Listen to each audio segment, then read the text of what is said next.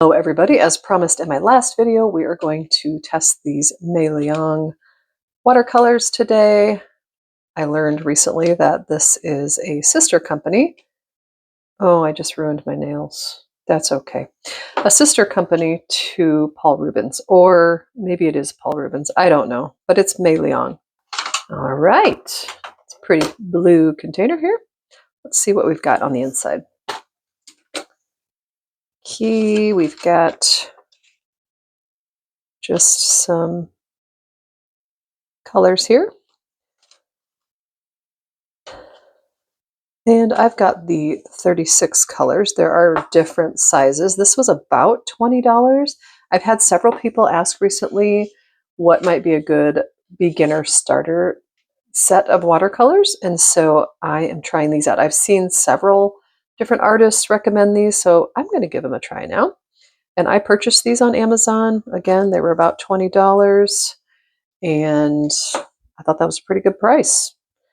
So let's unwrap these and get them all set in their spots.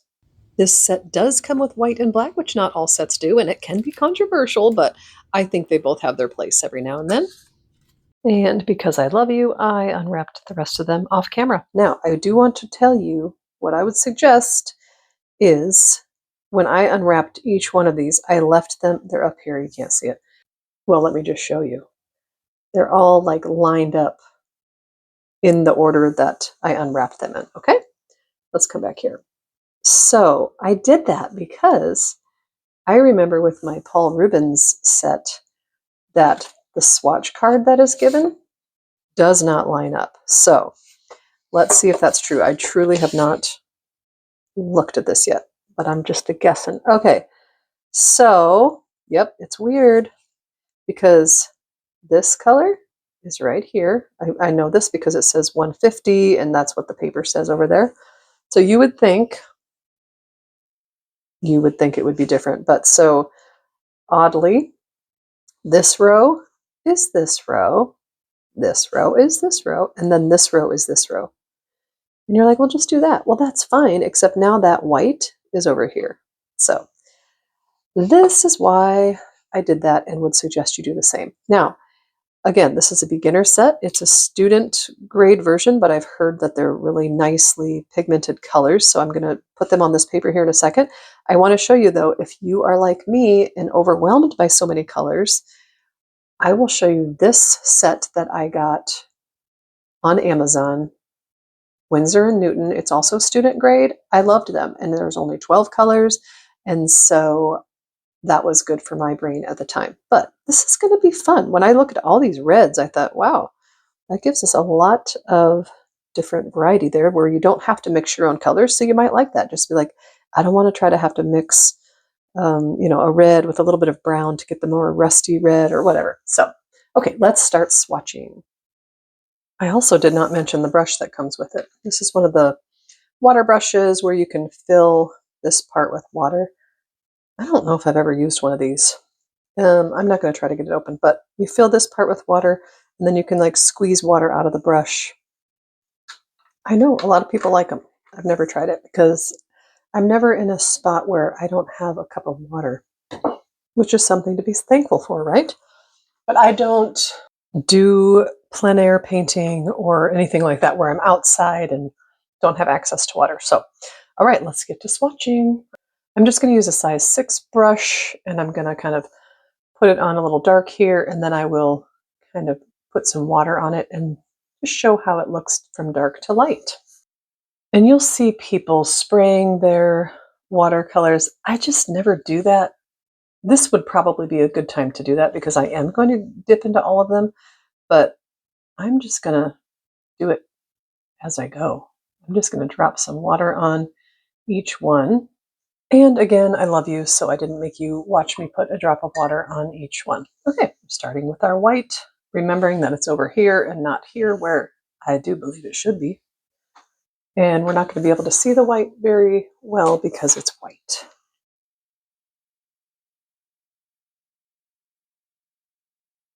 And like I said, I'm going to put some water on here and just let it go like that. The white is kind of pointless to do because you can't see it. So let's do this color, which is lemon yellow. Now, as I swatch these, I just want to say something. I've put it on the screen a couple times in words, but I'm asking you to stay till the end or fast forward to the end just for one more thing we're going to do with this swatch card. And it's kind of an important thing to some of us. I think these colors are beautiful. They feel good going on. They glide nicely on the paper. And I will definitely be using these student grade paints along with my professional paints. I see no reason not to. And in case I didn't say it, nobody sent me these. I bought them with my own money. Even if somebody ever does send me something free, I'm going to give my honest opinion. Now you can see some of these. I have like little watermarks, cauliflower marks, whatever. That's because I used so much water. I'm not good at swatching. I just am not. So anytime you use too much water, you're going to have those marks. But this gave me a really good idea of how these paints are going to perform, and I think they're great. I hope you do too if you give them a try. Again, this was around $20 on Amazon. I'll link it below if you're interested. Otherwise, always use what you have. This is just if somebody's getting started and doesn't know where to start, or maybe you want to just branch out a little bit with your supplies. I can very comfortably recommend this set if you like all the color options. Again, if you want to start small like I did, if your brain is a little more like mine and you just want a limited palette, the Winsor & Newton Cotman set was great for me. In case you haven't heard, I've got a Christmas series coming up starting this November 15th through November 26th. It's the 12 Days of Christmas cards. They're going to be Christmas cards, winter cards, just a nice variety of cards that you can create. They're all beginner friendly. And one of these 2 watercolor sets I mentioned in this video would be a great place to start.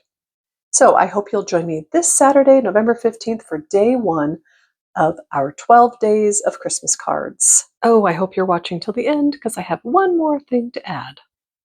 And before you throw away all the little wrappers that we took off, I would suggest once this is completely dry, you can write the colors on here if you are a person who wants to know which color you're actually using. It's helpful for me because I'm doing videos and I want you to know which color I'm using in case you're following along with the same paints. Be sure to subscribe and turn notifications on so you don't miss any of the 12 days. I'll see you soon.